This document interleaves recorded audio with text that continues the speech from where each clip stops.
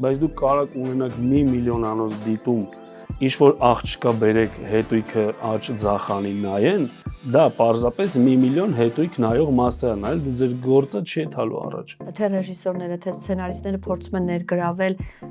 հենց այդ ինֆլուենսերների, որոնք ունեն այդքան հետևորդ։ Ես միշտ ասում եմ, ես բլոգեր չեմ։ Ես բլոգ չեմ վարել, չեմ վարում, չեմ վարելու։ Դար 21-ը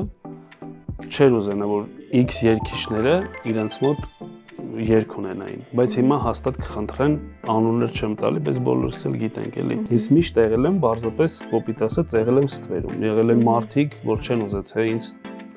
տեսնեն իրանց հետ, իրանց առաջ։ Մենք ուզում ենք աչքերներս փակենք, որ խնդիր չկա, ոչ, այս դաշտում մենք իրականում խնդիր ունենք։ Իմ կոչը մենակ է դա։ Երեխաներին գոնե մի քանի օրը մեկ վերցնեն հեռախոսները նայեն ում են հետևում։ Այսօր դերասան Արամ Մանուկյանի հետ կխոսենք, թե բլոգինգը ինչ ազդեցություն ունի հասարակության կարծիքի ձևավորման վրա։ Եթերում թոփ թեմաներն են, ես Դիանա Գաբրիելյանն եմ։